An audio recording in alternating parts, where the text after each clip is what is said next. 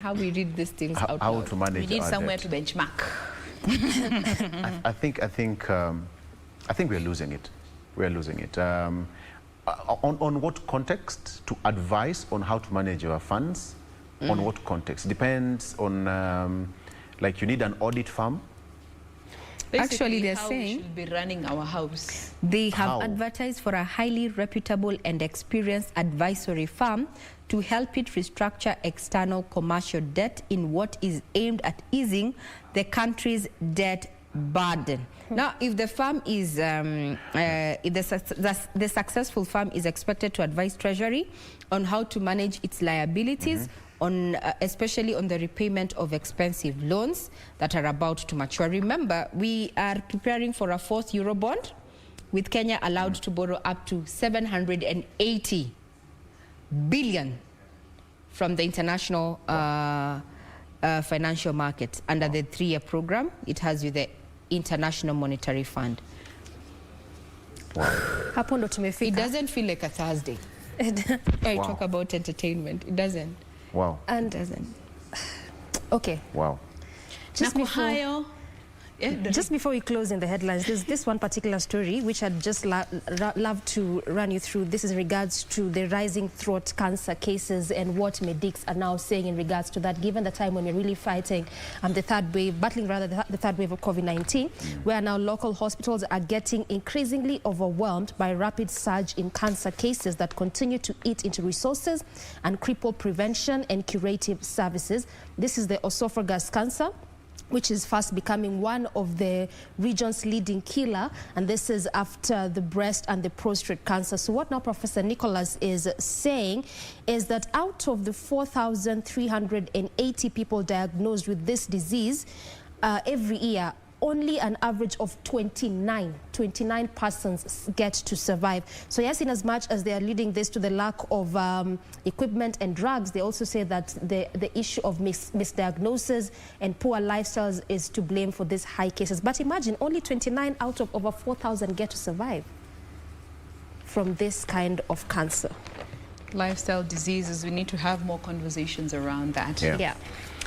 But due to the constraint of time and all that we have planned for you, we want to put a cap on in the headlines at that particular point. But we have so much coming up after the break. Remember, the hashtag is Good Morning Kenya, at KBC Channel 1, at Dorina Range, at Rayma Nyara, at Victor Olo, and at Jane Wamboy is how you can talk to us on Twitter. Stay with us.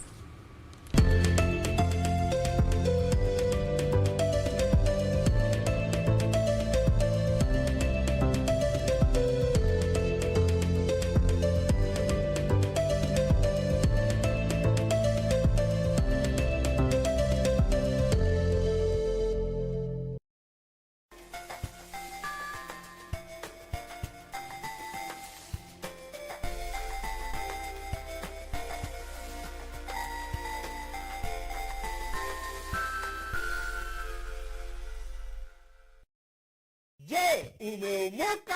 Kama hujaomoka kwenye Quickbit ndio mambo yote. Hapa tuko na fridge, kodi yake ni CM. Tuko na gas cooker, kodi yake ni CK. Tuko na TV, kodi yake ni TV. Tuko na simu aina ya Samsung ni SM, ama Oppo ni Oppo.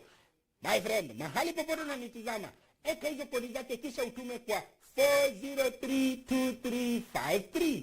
4032353. Alafu utakuwa unaomoka na hizi bidhaa. Kumbuka, kwenye Quickbit ni bila bora zaidi kwa bei ya chini kwa chini. Next on Matumizi mabaya ya ofisi, hasa zaidi ofisi za umma. Na vile vitu vya mtoto vile vya akijisaidia, zile pampers vile.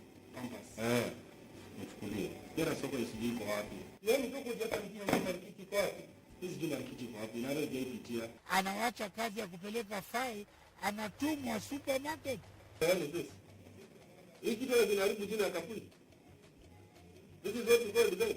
Kwa takataka kwa hapo, yote ndani tunaelewa kwa nje kwa ngoja kwa ngara kabisa. Sasa boss, sitangu ni tarakilishi. Wanyongwana kweli.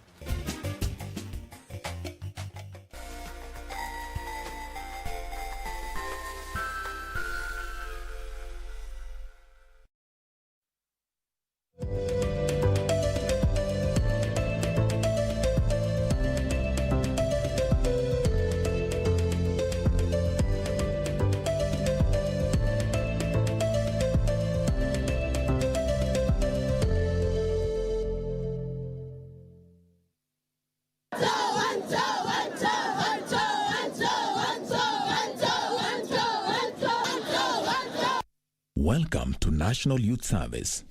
Established in 1964 to train young people in important national matters, it was restructured by His Excellency President Uhuru Kenyatta into a premier agency through which government executes an elaborate and comprehensive youth empowerment master plan.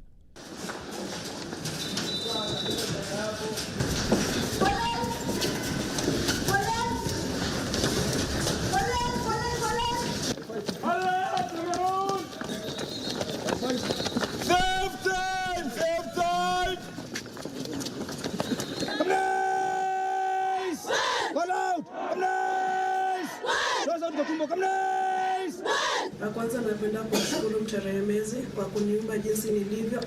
Niko na ulemavu wa macho. Pia ningependa kushukuru Director General kwa kutuhold hapa. Niliambiwa na marafiki zangu miaka iliyopita kwa wanachukua watu ambao ni walemavu, but saizi wanachukua ambao ni walemavu.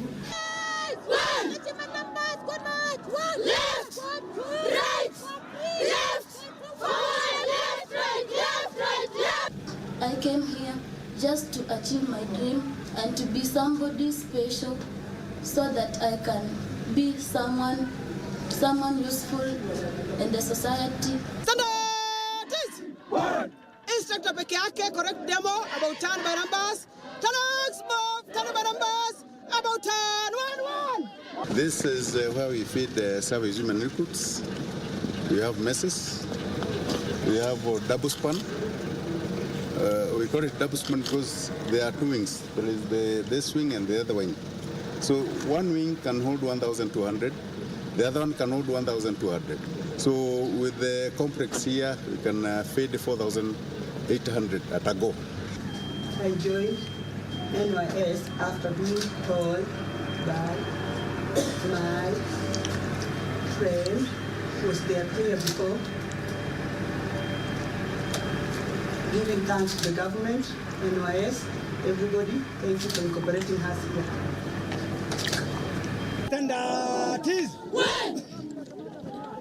This financial year, there are 7,478 recruits graduating at NYS Paramilitary Academy.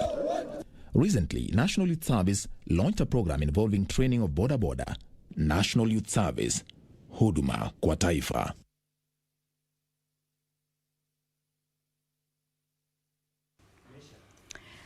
And on that note, we are now joined by Matilda Sakwa, who is the Director General at the National Youth Service. Good morning, Matilda. Thank you for making time to be with us today. How are you doing? I'm doing fine, thank you. Good morning. Good morning, Kenya. Good to have you again. Thank you so much. Always glad to be with you. Fantastic. Now, I want us to just get straight into this particular conversation. And of course, I want us to start with the basics as we build onto this particular conversation, of course, in line with the culmination of the Pasa Parade that will be happening. But maybe we could start with helping our viewers understand, the mandate and the functions of the National Youth Service, and especially since you took office. Thank you so much. The mandate of the National Youth Service is basically to train disciplined and uniformed youth. Secondly, our other mandate is to ensure that we empower the youth through skill development. That's why we take them to vocational training. And lastly, our mandate has been expanded to do commercialization so that the National Youth Service is able to engage in other commercial activities. But the core of the National Youth Service is to impart skills, to train, and to ensure that the youth of this country are patriotic, and they can actually also withstand any situation in the country. And therefore, that's why we take them to paramilitary training so that they can get these skills, and therefore they can have that endurance that we're looking for. It is an issue of character development. Development. Now, I like the fact that you've mentioned, issues to do with character development, because this is well in line with the younger population of our country. And one would just like to see the relationship that you as the National Youth Service have to play in line with making sure that the graduates that you put out in the country are in line with the priorities even of the country. So maybe you could take us through, how as the National Youth Service you are aligning your training to the national agenda. Thank you so much. Thank you, studio.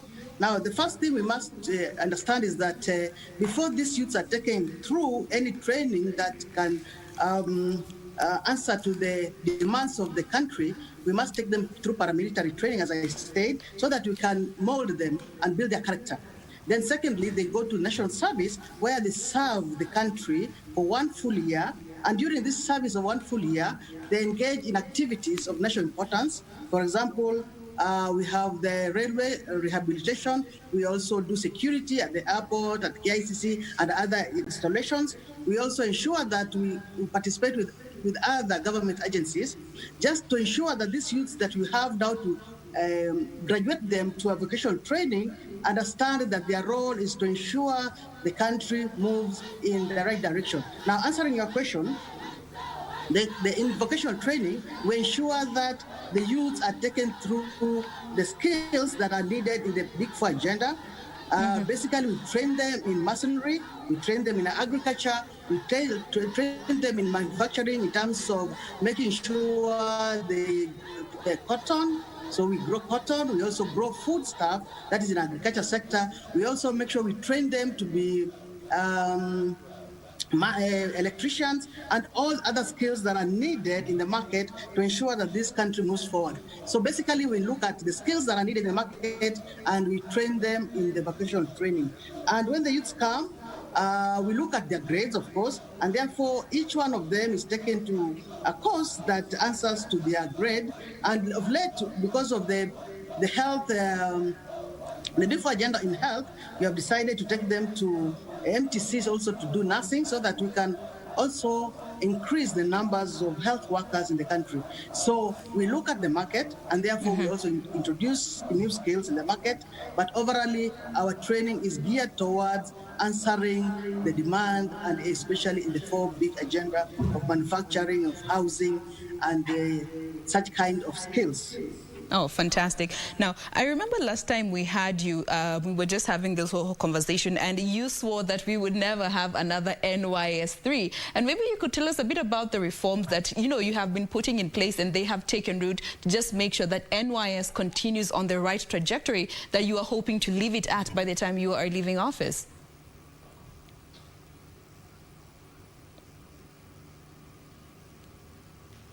Madam Director? Yes, I can hear you. Oh, fantastic. Maybe just taking up what I had asked is in regards to the last time we had you here, you had sworn by the fact that we are not going to see NYS3. You remember that?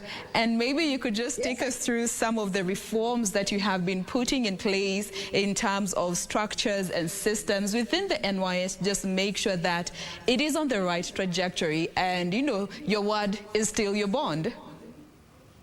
My word is still my bond. I've been here for 3 years now, if you realize that. It has been that long, but very short, looking at what you've been doing. And I want to start by saying that in the subsequent interviews and any other interviews I want to do, I don't want to talk about NYS3, NYS1, and NYS2, because we want to bury that one in the past. Simply because of the reform and the structures we put in place. We have now strengthened our human resource in terms of making sure that we get the right skill in the right place. We have revamped our procurement department. We have revamped our accounts department. But overall, the biggest reform is the coming of the council and ensuring that National Youth Service is now autonomous. The council is overseeing us, overseeing our activities, and any program, any project we do must be thought through, canvassed, and also making sure that there's a budget for it, making sure that there are plans for it, and we have a good strategic plan that we are looking at so that we just don't wake up in the morning and do any activities that we want. So any activity we have must be planned, and make sure that all these processes are taken through in terms of when we want to do procurement, we want to purchase anything, or we want to pay in for anything. The council has come in very strongly in terms of reforms because the council has 4 committees, but the most important committee in terms of NYS1 and NYS2, as you like calling it, is the issue of coming up with a very good or a very strong audit and risk committee. that audits all the activities that we do. Another committee that is also very important is Finance and Development Committee. Finance, Enterprise and Development Committee that first of all looks at whatever activity you want to do, yes, whether it is the procurement plan, for example, whether those activities are aligned to our strategic plan, and therefore when we as management now, when embark on doing the activities or implementing the activities, we are in line. We are in line with whatever the council has approved. And another reform that we have come through is we are now on IFMIS. Therefore, all our activities can be tracked through from Treasury up to here, so that we know what has been paid, what has not been paid, very, very importantly. But another very important thing that we've also done is to ensure that we have decentralized. We have decentralized all the monies. When we get money from the from Treasury, we ensure that the 22 units, each one of it has its own money, so that they can do their own activities, and therefore it's very easy to audit whatever activity that you're going to do has been done. And if it's a question of food, because that's why the problem was, the food has actually reached the youth and they've eaten and the stores are checked. And that is, to us, is very important. But again, in terms of making sure that the structures and procedures are very strong, we have framework contracts, something that we never had before. So right now we know our suppliers. We can tell you that, for example, if there's an activity and it's urgent, we can call upon any of our contractors that is already tendered with us, registered with us. We know them, we know their background, we know their companies, they are registered. We are able to give somebody a job very fast.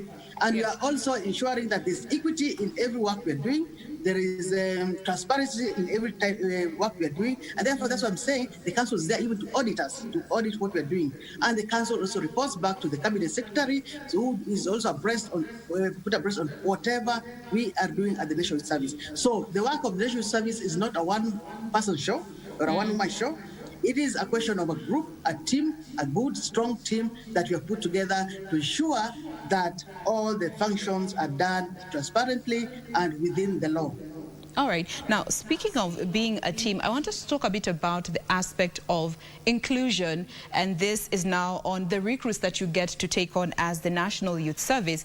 And this whole conversation around persons living with disabilities. Last year, you did make the call out in regards to each county having room for at least 2 persons under the recruit group for persons under the category of persons living with disabilities. How has it been so far in terms of adjusting to the needs of persons with disability and not discriminating within the service? Thank you. When called out for people living with disability, first of all, we had overwhelming response from them. But I want to say that we just don't take all the disabilities. Yes. All forms of disabilities. We actually look for people living with albinism. We look for dwarfism. We look for at least somebody who can walk. You know, you might not have one limb, that is your hand, but you can walk. We don't take blind, so we take deaf people, and therefore we had about 47. So that means every county at least had one, although not all of them are coming from one county, but there are certain counties that never produce any person living with disability, but in total we had 47 of them. Now, how do we adjust? We adjust in the sense that our training program now has that component of disability, and we have ensured that we have trained our officers, especially in sign language, for example, because that is the biggest problem in terms of communication. And as I'm talking to you now, last Pass Out Parade, we had people living with the disability of not hearing, that's the deaf. They were able to pass out, and some of them were the best, and therefore we've retained them as instructors. So when they come, they are able to instruct the new ones into programs. Now, after this training, paramilitary, the most important thing also to note that even people living with disability, we will still take them to any course they want, and in any college that takes care of their disability, especially the people who are deaf. We make sure that they are taken to, for example, Nyangoma, a technical institute where they can learn how to do certain skills that they are interested in. Majority of them actually end up doing garment making, and I think that is very good. Majority of them also end up in doing other activities that really don't need a lot of talking or a lot of interaction. As the days go by, as we try to look for people living with disability, we can see the uptake is also going to be high. But remember, this is a disciplined and uniformed service, and therefore, looking at other services, I am very sure they might not be able to take people living with disability because they need to be active and they need to be officers, for example, who can walk around. But National Youth Service, because it gives the youth skills, we are able to take up this particular category of people living with disability. And it has been good. It has been gelled well. All of them are fine. All of them are happy. I'm hoping that on the pass-out parade, you'll be able to see some of them are going to be awarded the best in their category. Not best because of their disability, but because of their performance. One of them is one serviceman who is a good footballer. The young man is very good in football, and yet he does not have one hand. And that is a very good plus and a motivation to other people living with disability. I love that. Now, speaking of the passing out parade that will be happening in a few days to come, are there any new training areas that were introduced for this particular cohort that will be graduating? Yes, this time we included training in cybercrime because of the new and emerging threats to the youth. We have also introduced training in COVID and other disaster management. These are new things that are coming. We didn't have them before. Things like the new areas we are looking at, also ICT, of which we never talked about before.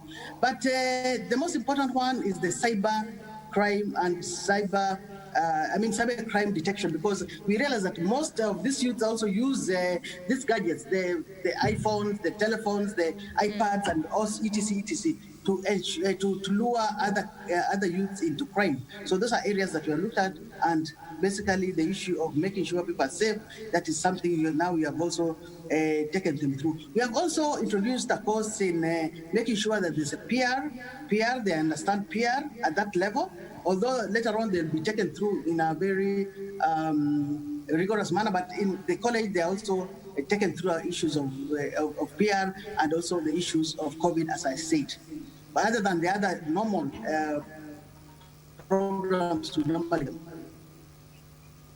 All right. Now, just looking at the fact that we are in this pandemic, and of course, as a service, you had to adjust to this, and especially looking at the number of recruits that you have to ensure their health and their safety throughout this period, what are some of those adjustments that you made during the training process, and also some that we can expect to see during the pass-out parade? Thank you, and I'm happy you have asked that question, because I want to say that when the pandemic came, everybody was at loss. They didn't even know what to do. But we were able to put a team together, and we want to thank His Excellency the President, because he believed in the National Youth Service, and we were allowed even to recruit during that period. Remember, we recruited last year before the country was opened, and we were able to recruit 7,000. We were able to recruit about 8,000, but right now, because of other issues, we have only 7,000 remaining. Now, we got 7,400 because of the COVID. Otherwise, we would have targeted a number that is about 12,000. But because we wanted space, we had to do about half of the required, the total recruits we wanted. Now, number two, we ensured that the barracks were well fitted with the windows, they were open, and making sure that the social distance in everything they do, whether they're sleeping, whether they're training, we ensured that the social distancing. We ensured for the first time that every time a mask now becomes part and parcel of the uniform, something we never used to have before. We also ensured that the trainers or the trainers and the instructors were on campus throughout. Nobody was allowed to go out, nobody was allowed to come in. And in every place where we were, where the servicemen, servicewomen are, the recruits are, they are washing points, they are sanitizing all the time. They ensure that before they go into the barracks, they sanitize. Before they go into to their classrooms, they sanitize. So every place they have, they sanitize and they wear masks all the time. And in fact, even when you talk about the passing out in which you have said, and you're passing out on 24th of this month, that is Saturday, there are no parents who are coming. That is also another diverse thing that we want to do. There is no parent that is going to be there. There's no parent that is going to be there, and we ensure also that even the visitors who are coming are very few. We have only invited very, very, very few people. The sitting arrangement, we are going to have very few people coming. So this time is going to be different. We're not going to have any of the parents coming to look and watch their beautiful daughters and handsome young men graduating. So that is a different we are going to have, and I'm very sure the recruits are not going to be very happy, but because of COVID, we must take those precautions. And again, this time, normally when the recruits pass, they go home with their parents, but this time they're not going back with their parents. They are going to our 22 units. We are going to ensure they go to their units immediately after pass out.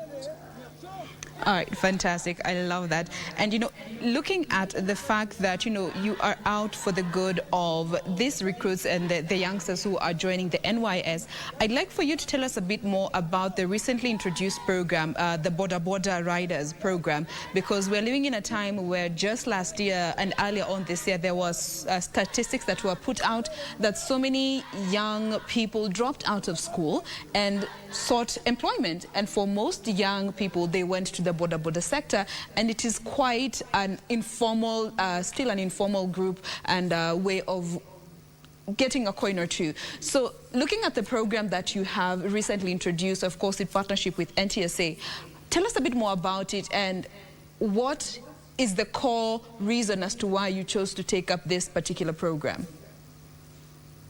Thank you. First of all, I want to say that border has been a big issue in the country. Because of the many accidents, the many accidents across the country, and simply because what you've said, most youths, when they graduate from schools, especially class 8 and from 4, what they do is the next job available is border because it's easily available. And we have a big number of youths now who are engaged in riding these motorcycles without even a license, without being trained, and so on and so forth. So the government, and especially His Excellency the President, saw it fit to ensure that this border sector is put back on track and ensure that there's some order and discipline on the road. And therefore, His Excellency the President is the one who directed that the National Youth Service takes up this training. This training simply because we also do character development in the National Youth Service, and the President knew we had that capacity to ensure that we partner with the NTSA to bring back sanity on the roads. And that's why the National Youth Service is actually squarely in charge of the training. We have other partners in terms of training these border people. We have Ministry of Interior, because of the coordination aspect of it. We have the police because of the enforcement aspect of it. We have the Ministry of ICT and Youth, making sure that we are together. But very importantly, that the National Youth Service has training school. I don't know whether people know that we have a training school, a very competent training school in National Youth Service. That's why we were given that mandate to ensure that we train this border so that we can have, first of all, discipline. That is the most important thing we bring to the table, discipline and order. And the NTSA will come up with the licensing. So the license will train, and the NTSA still licenses these border riders. The issue of bringing NYS on board, as I've said, is character development and making sure that these youths are trained and understand the highway code. But the Ministry of Interior, especially the county commissioners, the regional commissioners, assistant county commissioners, they ensure that they mobilize these youths. Now, once you mobilize these youths, it's very easy to train them in a certain region or a certain sub-county, and therefore we'll have their names, their numbers, and make sure that they come together so that they don't just ride a motorcycle, but they also are trained in making sure they have some entrepreneurial skills, so that money they get, they can form a circle and that circle can ensure that later on they borrow money to do other activities. Because remember, if you're a rider about a border, you cannot ride forever. Now, if they have this circle, that money will be able to assist them start other income generating activities. The National Youth Service is there to ensure there's some order. I know it's a tall order. It's a tall order. Let me say that it's a tall order because the border issue started some time back, and they've developed some culture, very, very bad culture on the road.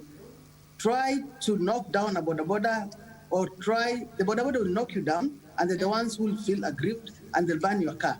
And we've seen so many cases of these borders doing bad things, crime. But let me say this, there are some borders who are very good, border riders who are very good, and they are very happy that you're introducing this training, because this training will bring sanity, this training will bring competency, this training will also ensure that they're put together and you know exactly who is where and where are you doing the riding, or where is your station or your stage. Therefore, there will be accountability. And because, again, you know that border, in every crime you have like 10 crime, since you'll always get a border, or 9% will be border, or 10% with the border riders involved. And therefore, we'll be also able to track down on issues of crime. So the police will also be able to ensure that they know who operates within their area. So National Service is partnering with the other partners, ensuring that there's safety, there is safety, and there's some discipline in the road in terms of border riding, and in terms of general motorcycle and motor vehicle ride in this country. Fantastic. Now, as we draw this conversation to a close, for those who are watching us this morning, especially the younger people, the youth of our country, and they want to join the next group that will be recruited, of course, subject to the dates that are going to be put out by the service, where and how can they get this information in order to understand the requirements that they have to fulfill? Thank you very much. After the pass out, which we are doing on 24th of this month, 24th of this month, this is this Saturday, in a 1 day to come, we will have to ensure that we have the Ministry of Health guidelines to ensure that we can actually congregate again, and therefore we don't know when we will recruit next, but we are hoping, if all goes well, we are hoping that by the first week of June, we should be recruiting. Now, we'll put this advert in the newspapers. We'll also put them on our website. We'll also put them in all social media, and we'll also ensure that the Ministry of Interior, through the county commissioners, also places this advert at the chief's camp and in every unit, so that we can get as many people as possible. Therefore, we will be able to tell them, and we'll be able to advertise adequately. All right, thank you very much. We have been speaking with Matilda Sakwa, who is the Director General at the National Youth Service. We wish you all the best as you proceed on with your tenure in office. Akutakuwa na NYS3. Usiseme hiyo neno tena, because I'm not here. We are here to ensure that there's no NYS3. So the issue of NYS1, NYS2 should be buried. We should never talk about it. Because now, when you talk about NYS1 and NYS2, is good because it reminds us of our history, but we should not dwell on it. We should move forward and get courage, and we want to affirm and we want to commit that there will be no NYS, whether it's one or two, there will be no other NYS. The only NYS you will see is a reformed NYS, and NYS that will be talked of and will be admired by everybody. It's unfortunate, let me say this, it's unfortunate, everybody, and every time you talk about NYS, they still think about NYS1 and NYS2. The most unfortunate bit is because, I'm not saying it's good, but other ministries have done bad things, worse than NYS. Yes. But you know, sometimes when you talk about NYS1 and NYS2, we condemn the service. Let me say this. The service was intact, and the young men and women were on course, and the training went on very well. The only aspect of NYS that was bad was procurement. Procurement. And which accounts. You have been working to streamline. That the ones we have now fixed. But the other trainings, the other uniformed, the uniform part of NYS was intact, and it was good, and it's still serving the nation, the youth of this nation. Fantastic. Thank you so much. We wish you the absolute best. Thank you. All right, that is Director General at the National Youth Service, Madam Matilda Sako. Remember, the Pass-Out Parade will be happening this Saturday and will be streamed live here on KBC, so you definitely don't want to miss out on that, especially if you are part of the family of the recruits that will be on this Pass-Out Parade. We are not yet done with Good Morning Kenya. Do stay with us. More coming up in a bit.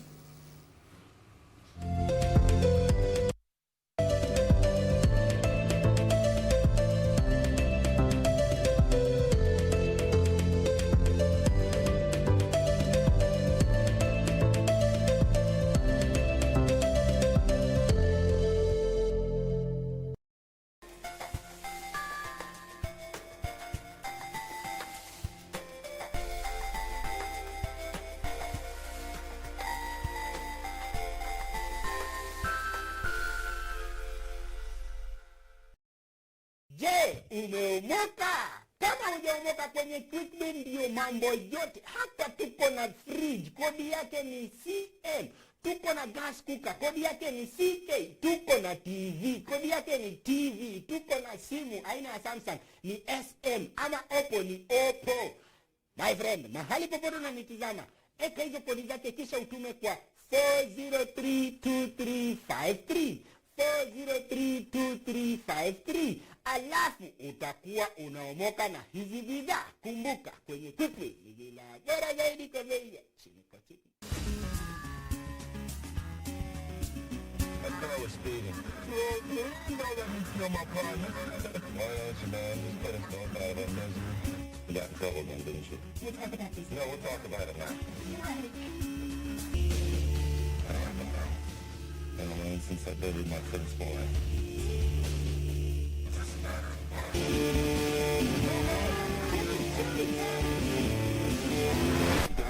I'm sick about the marriage family. I was called to minister to people. That's what Mac's doing in my life, Deborah.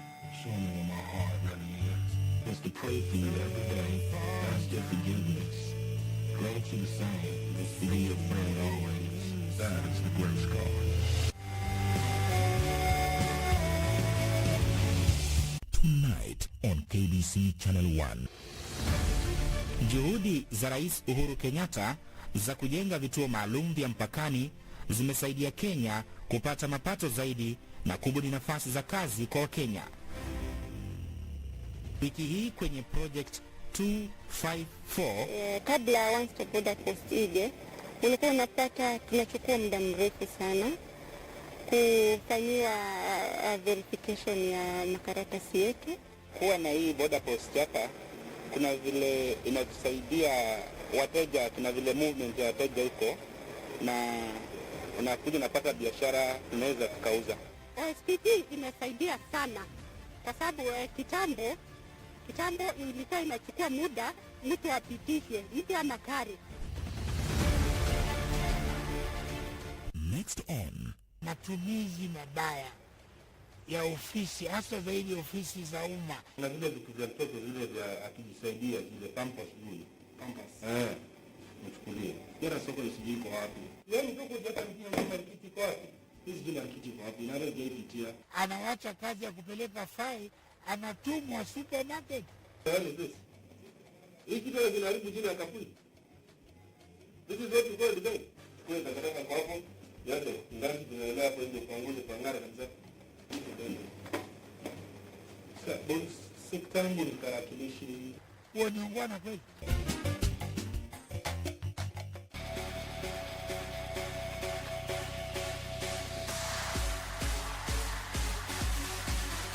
Gear up and maintain a healthy, fit and active lifestyle right there at home by keeping up with Gear Up on Channel 1, 5:30 to 6 a.m. Monday to Saturday. Gear up every day for every moment, and remember to stay home and keep safe.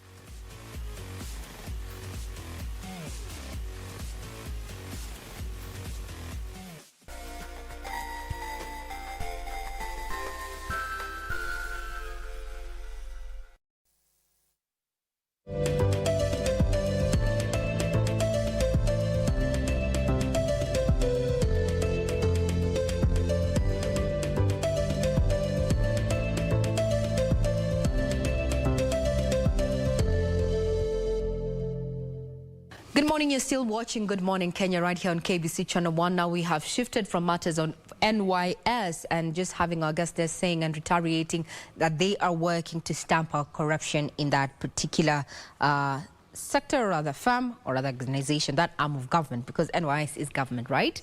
So now we shift focus and focus on matters of sugar, sukari. We all have sweet teeth and we know what the sugar industry means for the country, employing millions of Kenyans directly and indirectly.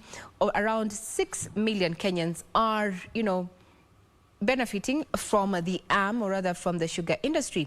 But sugar wars still continue. Joining me this morning is none other than the chair of the Kenya Alliance of Sugarcane Farmers, Mr. Stephen Ole Narupa. Karibu sana. Asante sana. Thank you for your time. Now, when we talk about sugar, sukari, mambo ya sukari are very emotive, especially in sugar growing regions. Yeah. Now, let's start off with the parliamentary report of 2015 that linked the sugar deficit to a scheme by sugar importers to ship in cargo. Is this true, or do you concur with the findings of this particular report? Thank you so much. There is this report of sugar deficit in the country. It has been there since 2008. It is actually 280 metric tons since 2008. Up to date, there is still a deficit of 2,280 metric tons. Up to date, we are complaining. Why are we having deficit each and every year? Why are we not growing enough sugar? Why are we importing sugar from other countries? Why our country is being a dumping site of the other developed world? So we are complaining as farmers. We want to have enough sugar in the country. We have capacity. We have mills. We can produce enough sugar to the country. So, for example, we have been given a lot of maybe a lot of companies to import sugar from outside the country. We are not being told we are given A and B this amount of sugar to import from the other countries. But we are just given, okay, we have a deficit of 280 metric tons. Why 280 tons? Why are we not given, okay, company A will bring 120 metric tons. Company B will bring 80 metric tons.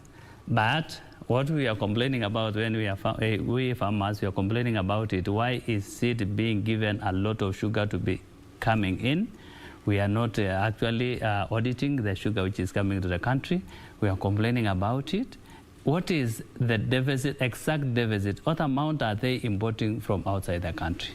Mm-hmm. Yes. You've raised very pertinent issues there, and what I'm hearing is the issue you're questioning the issue of clarity. You need to know who is importing how much, yes, and as well as an audit to the quality of assurance in regard to this sugar that is getting into our local market. Yeah. Over the years, we had the issue of counterfeit, and sugar is one, and the cashew was quite was destroyed there, and it was said to have had components of mercury. Yeah. I think you're borrowing from that particular experience there.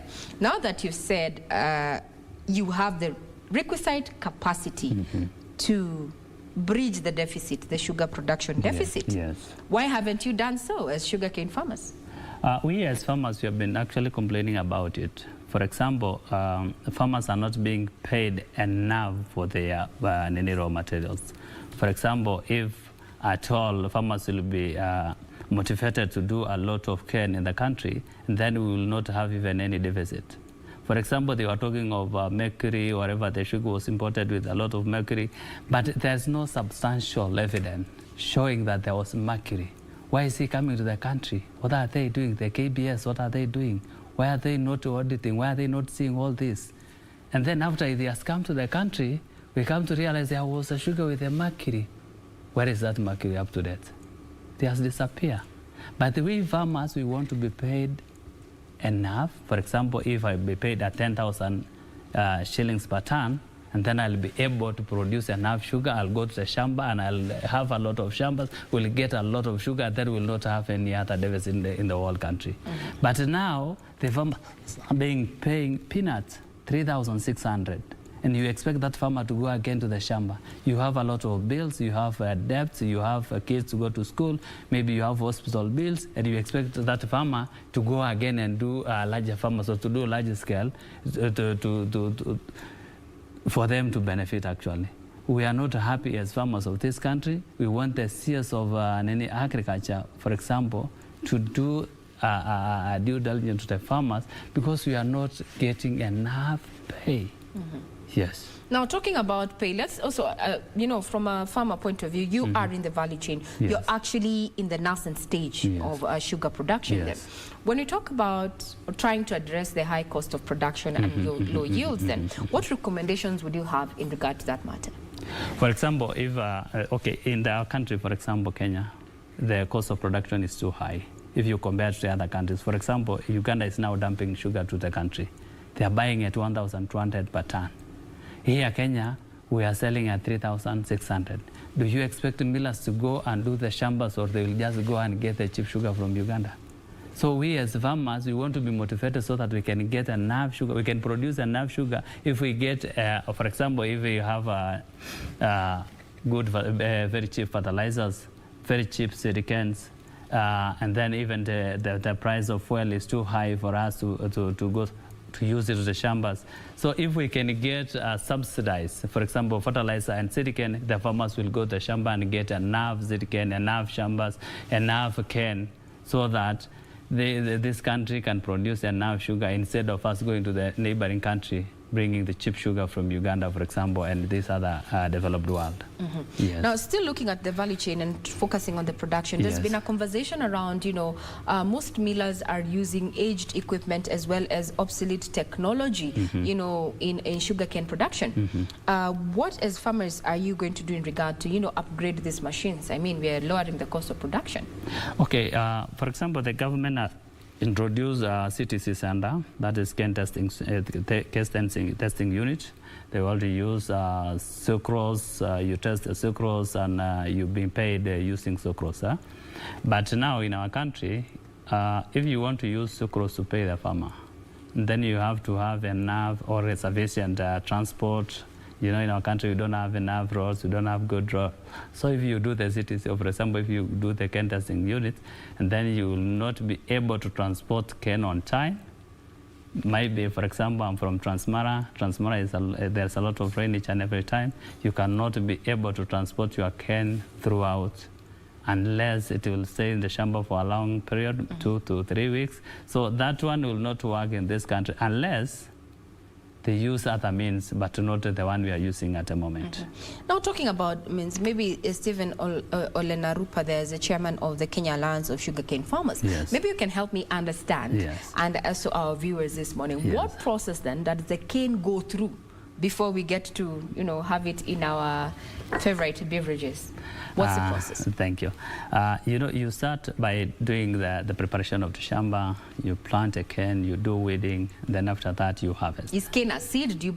Let's start from there. Yes, cane is. Let's go to the basics. Yes. Do you buy it as a seed? You buy as a seed. Yes, it is a seed because it is a plant crop. And then it has some maturity time when it's reached, and then you harvest it. And then you go and put in the shamba. You furrow the shamba, and then you just line up, and then you cut into pieces, and then the time it grows. Then after that it grows, then you wait for some 18 months to 24 months to harvest. After you harvest, maybe you contracted a certain company. For example, you contracted Transmara Sugar Company, Sony Sugar Company, Sukari Industry. And then when it's reached the maturity time, and then they will come and harvest for you. Then they will charge you the harvest. For example, in Transmara, being charged 300 shillings per ton. That is the farmer. Then transport will cost you another 790 shillings. That cost will still go to the farmer. So getting it from the shamba that is harvesting and transporting it is around 1,090 shillings. Yes, 1,090 shillings for a ton. For a ton. And then we still have cess 1%. And then 1% cess 1%. 1090. Yes, of 1090. It's around 180. It's around 1,000 shillings. Yes, 1,000 shillings. Yes. Then after that, and then you wait for the factory to crash, and then you'll be paid. Others are not able to pay the farmer. For example, if you go to the state-owned mill, they don't pay the farmer for the last maybe 2-3 years. Others are not being paid up to that. And then you find the private millers are the one dominating the sugar industry. Others are able to pay on weekly, and then others are even delaying to 2 months. So the farmer will be still making a lot of loss. You wait for 24 to 26 months, 3 years, not been paid, and then again you wait for another 3 months after the cane has been crushed. If you go to the state-owned mill, you find there's no cane. Okay, you have harvested the cane, you have supplied to the factory on time, and then after that they crush, they sell the sugar, there's no money. If you go to the store, there's no sugar and there's no money. Where do those money go? Good question. Now, when you're talking about state-owned mills, yes. the issue of privatization of these state-owned mills, yes. is this the answer to your question? Yeah, it will be the good answer, because if we do the privatization, and then it means you will give an investor to invest in your country, for example. And then we are wondering why the government is doing business with the taxpayer. We are the taxpayers and the government doing business with us. Why do the government own the mills? Why are they just relinquish that money to the farmers or to the investor? So if we get this own state mill to the private investor, and then we will get enough sugar in the country will not even have a deficit, will and produce enough sugar to the country. So to me, I can see privatization is the best way to go. Yes. Now, maybe you're supporting the statistics that we have here is that when you look at the production in terms of capacity, what has been produced in the year 2020, we have public millers accounting for 14% of the sugar produced, while private millers accounted for 86% of the sugar. Is this the state? Okay, this is 2017, if I'm not wrong. 2020. 2020, even 2018, 2017, the same statistic. If you will ask, for example, Narupa, when did these people do this statistic? I am from the sugar growing area. They never been in our area. They just took the statistic from the millers. Maybe the miller will cheat them and then they'll record it because they are not working actually. There before they were using, there was a group called the Sugar Board, and then there was, and then they changed to Sugar Directorate. They were supposed to actually to regulate the sugar industry, and now they are not doing it. They were using SDL, Sugar Development Levy, to do all this statistic. And we as farmers, we are the one producing, okay, we are the one paying the SDL, and the miller paying the 2% from the farmer, 2% from the miller. And then the mismanagement of those money. They mismanage it. They just come to Nairobi and have the statistic in Nairobi. They are not going to the shambas. They are not going to the field so that they can get real statistic. These are just cheating reports, not reality. So you're not it's not the reality. Not the reality. On ground. Oh, can you paint a picture of what the reality looks like on ground in terms of our production capacity and where we are, at least for the last 1 year or so? For the last 1 year, for example, if you go to the back to the last year, there was a lot of sugar which has been imported to the country. And then they were telling us there's a deficit of 280 metric tons, and you find they just import about 10,000 metric, 1 million metric tons, for example. How do you substantiate that it was 280 metric tons and yet you brought in 1 million metric tons? That is number one. If they were following their statistics, they could have even know this is the deficit, and then we are going to allow company A and B to bring in this one. But for now, they are not following the right statistic.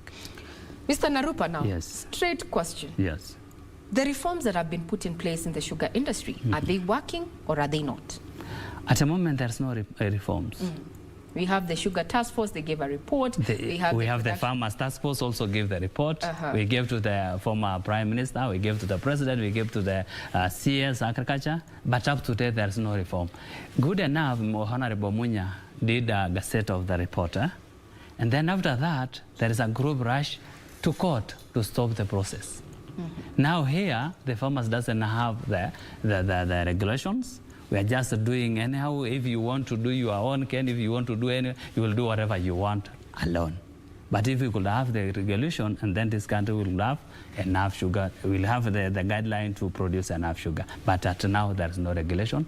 Number two, the team which is working with the government, they're the one who took the government to court.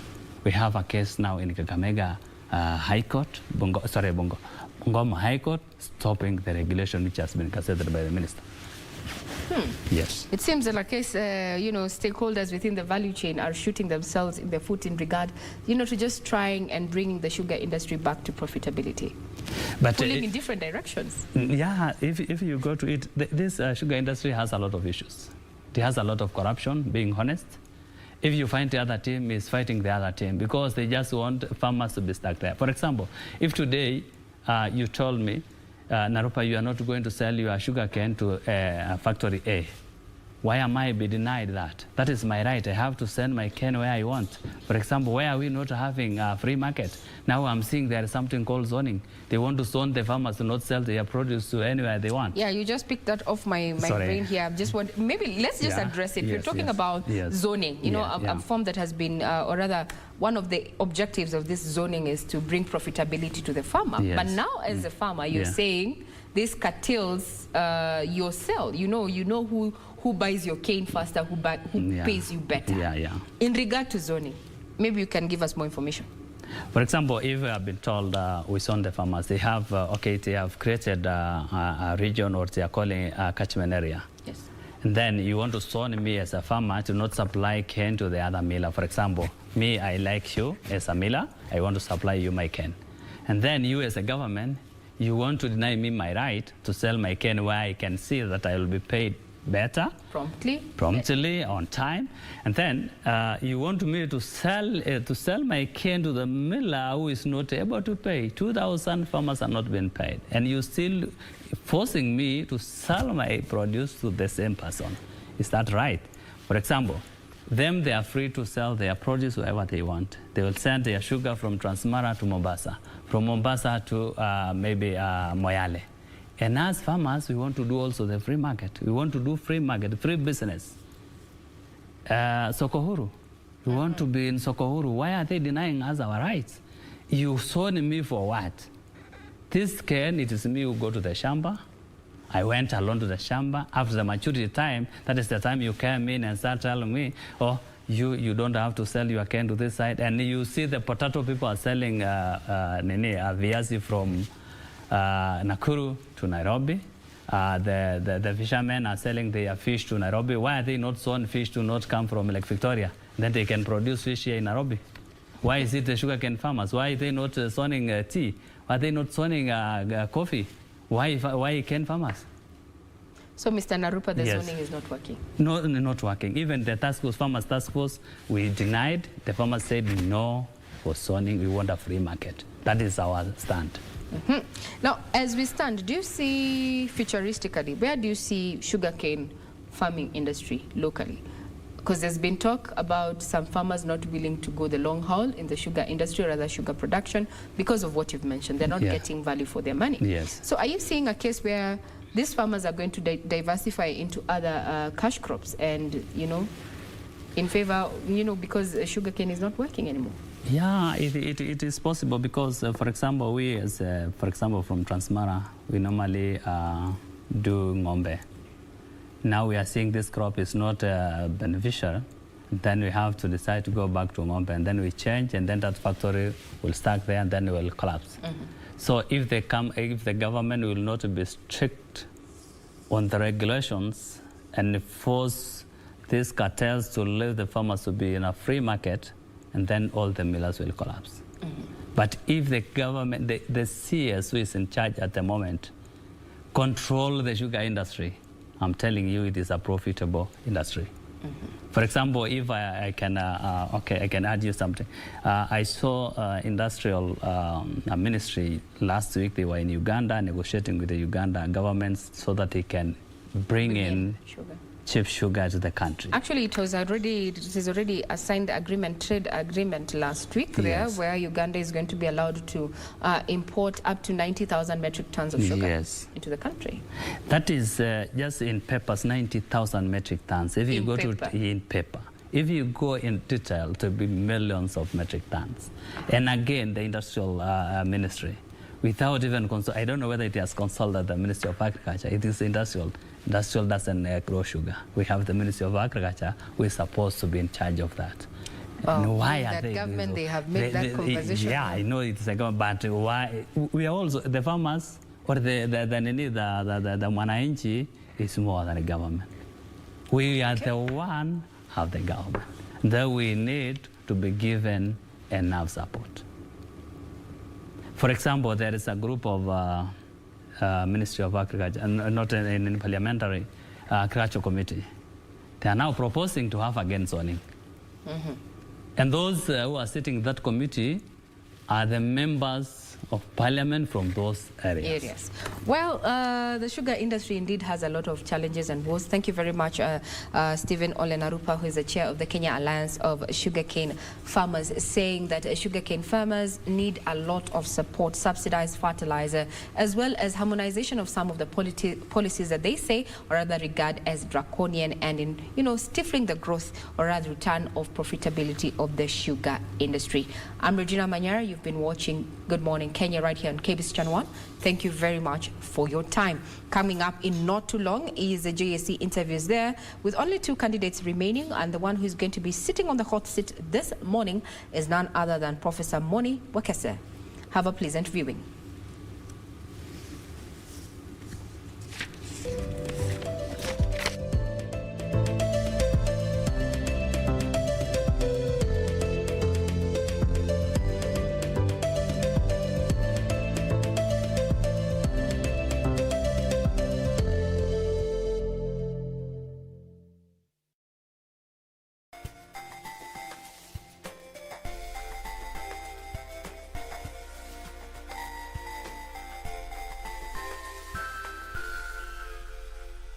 Je, umeomoka?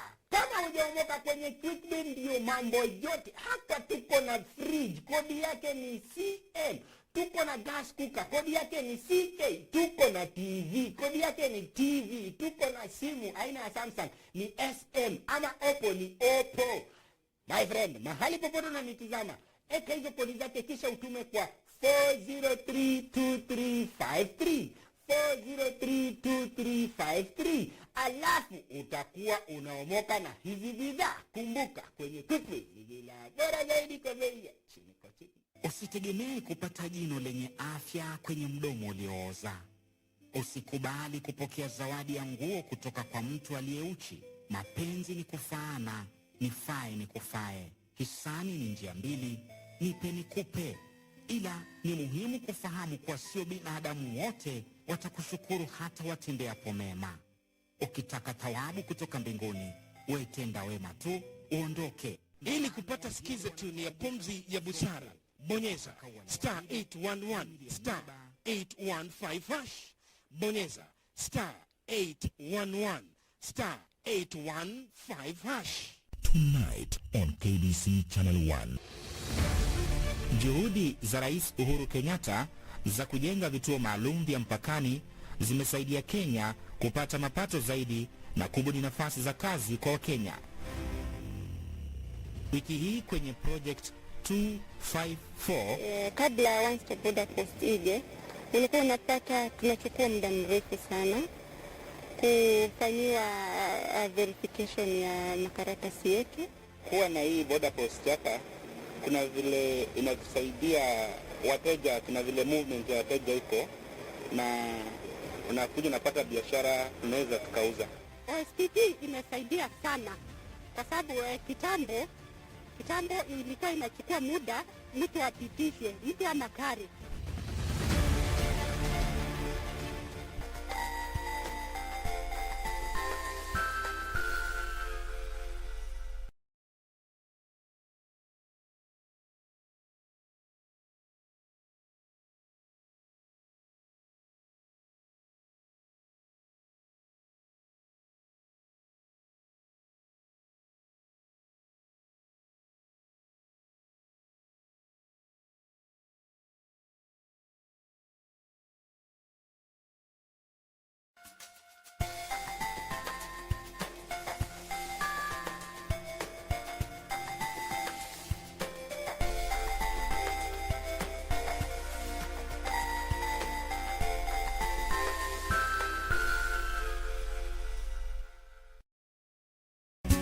Speeding. You know that means you're my partner. Why don't you, man? Just put us all kind of a misery. You got in trouble then, didn't you? We'll talk about this. No, we'll talk about it now. Go ahead. I have it now. pain since I buried my first boy.